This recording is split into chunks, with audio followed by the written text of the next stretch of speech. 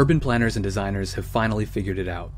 If your city is designed so that you can bike instead of drive, it will be a happier, healthier place to live. We know that protected bike lanes are the key to getting the average person to consider traveling by bike. Sharing busy traffic lanes with cars is absolutely unacceptable, and separation by a line of paint is often not enough. Protected bike lanes, also called cycle tracks, use curbs, planters, or parking to buffer bicyclists from moving cars. But there's still a problem. The protected bike lanes lose their benefits when they reach intersections. The buffer falls away, and you're faced with an ambiguous collection of green paint, dashed lines, and bicycle markings. One popular configuration is called a mixing zone, where cars and bikes share the lane. It doesn't matter how safe and protected your bike lane is if intersections are risky, stressful experiences. We need to make intersections just as safe and secure as the lanes that lead into them.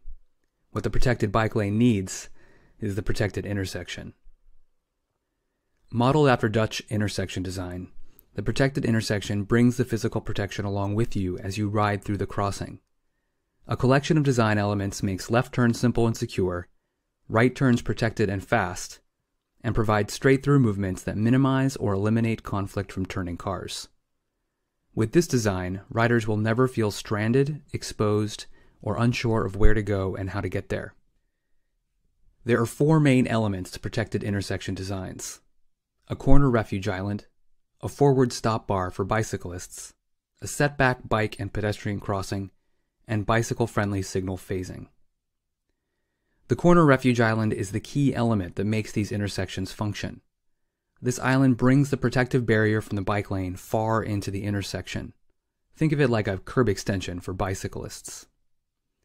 The island physically separates bicyclists as they make right turns, and provides a secure refuge for those waiting at a red signal protected from moving cars. Paired with the corner refuge island is a forward stop bar for bicyclists. While people driving must stop back behind the crosswalk, people on bikes may yield to pedestrians and stop at a waiting area farther ahead in the intersection. Bicyclists turning left also use this space to wait when making a left turn. The advantage of this design is threefold. The forward stop location makes bicyclists incredibly visible to drivers waiting at a red light.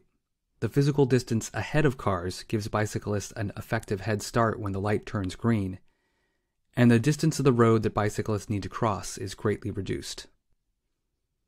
In protected intersections, the bike lane bends away from the intersection, creating a setback bicycle and pedestrian crossing. In contrast to conventional bicycle crossings that run next to moving cars, the setback crossings provide the space and time for everyone to react to potential conflicts.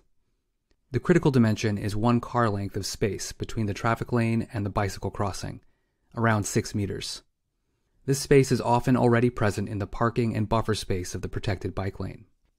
With this design, drivers turn 90 degrees to face the bike lane before they even cross it, making people on bikes highly visible and out of the driver's blind spot. To allow for adequate reaction time for all users, use a small effective corner radius to encourage a slow driver turning speed of 5 to 10 miles per hour.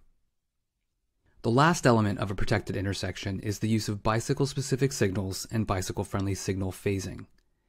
Just as important as the physical design of the intersection is the use of signals to control how and when different people can proceed. At its most secure, a protected signal phase for bicyclists will use red signals to prevent any conflicting car turning movements. There is no risk of right or left hooks from cars when they are prohibited from turning while bicyclists are traveling through. A variation of the protected signal phase is to give all car movements a red signal and all bicyclist movements a green. This simultaneous green phase gives full reign of the intersection to bicyclists, allowing through movements in all directions at once, left turns in one stage, and even full U-turns through the intersection. Even at high volumes, bicyclists are good at negotiating shared space and will have no trouble staying out of each other's way. When it's not possible to prohibit conflicting movements entirely, an alternate approach is to provide a leading bicycle interval. This is a head start green light for bikes of anywhere from 2 to 5 seconds. It provides them a little extra time to get rolling, enter the intersection, and maybe even clear it completely before people driving start to move.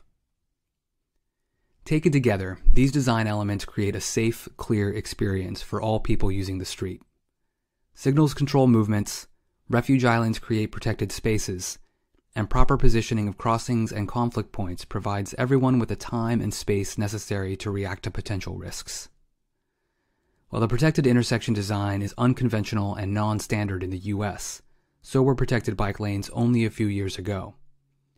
Using these design concepts, planners, designers, and engineers can bring the protection of their bike lane into the space where people need it the most, and finally provide a safe place for people of all ages and abilities to ride.